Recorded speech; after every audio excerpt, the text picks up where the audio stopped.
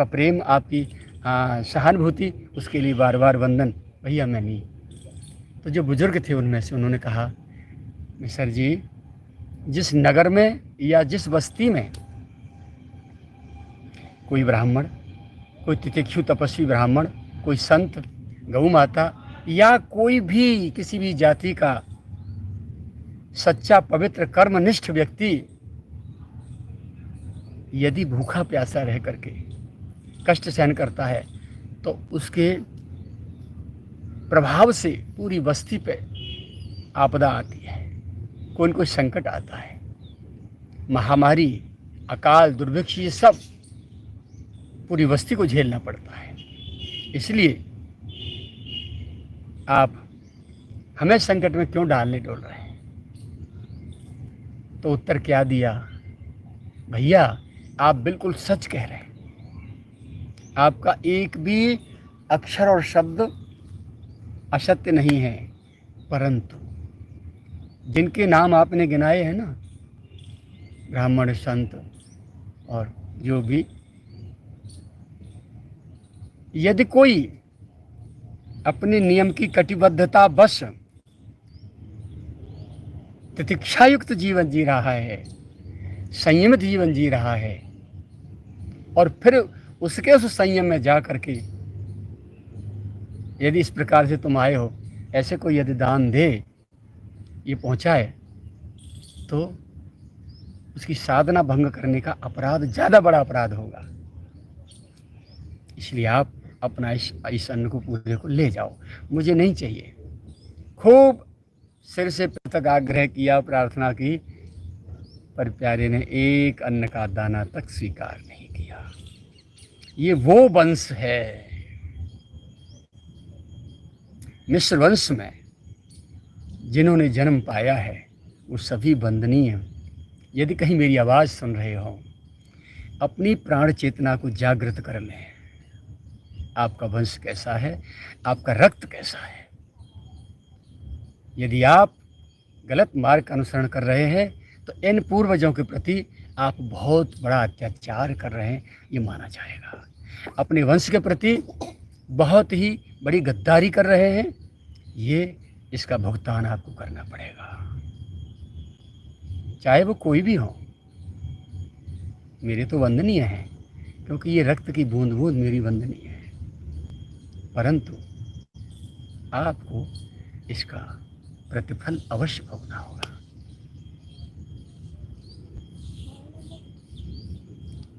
मेरे यहाँ भी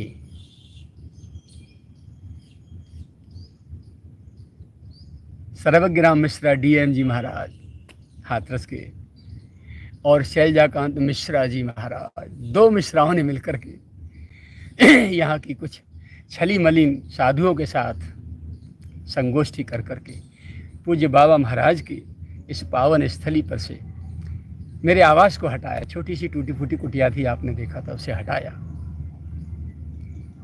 और मुझे यहाँ शैलजाकांत मिश्रा तो जाने क्या क्या सुनाने के लिए हो रहा है, लेकिन वो भी मुझे स्वीकार है, क्योंकि ये मिस्र वंश, इसकी बूंद जहाँ भी कहीं अंकुरित हुई है वो मेरी गुरु परंपरा की रक्त बूंद है, इसलिए वंदनीय है। अपने गुरुदेव का, देवरा बाबा का, तो यमुना जी पे जाके इन्होंने घाट भी बना दिया। ब्रज विकास परिषद, तीर्थ ब्रज विकास परिषद के, ये ब्रज में आदरणीय योगी जी मुख्यमंत्री ने इनको सर्व सर्वा बना के भेजा है यहाँ।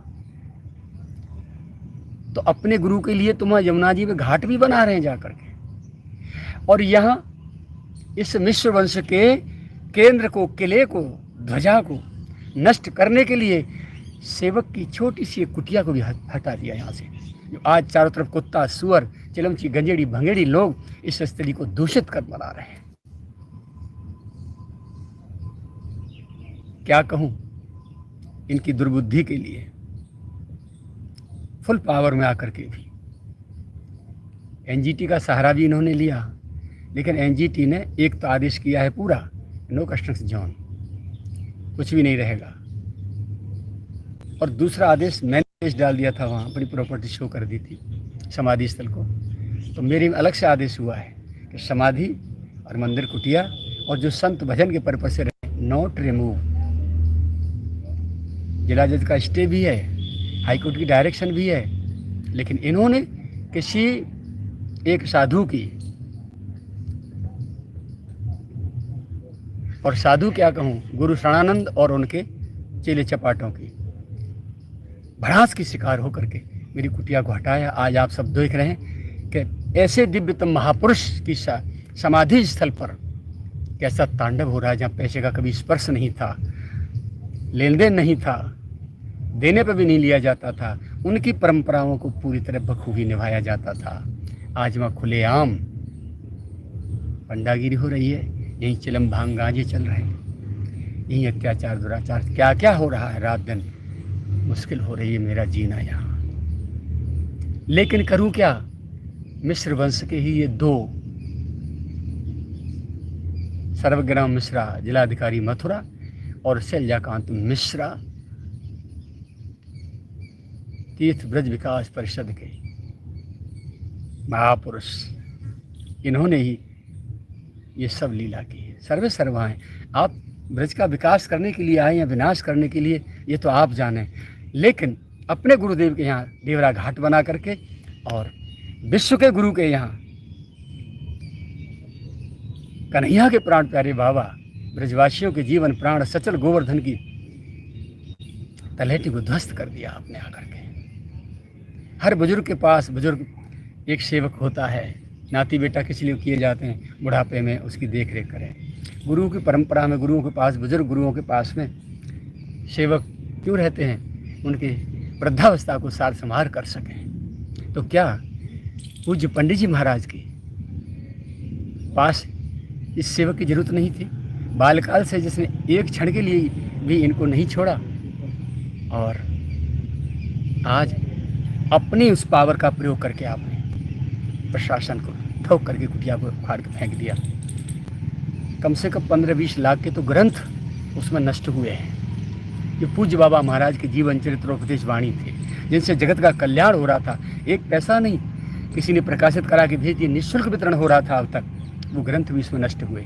ऊपर से मलबे में बरसात ये सड़ गई, किससे कहने जाऊं। गोविंद की इच्छा पर छोड़ दिया है,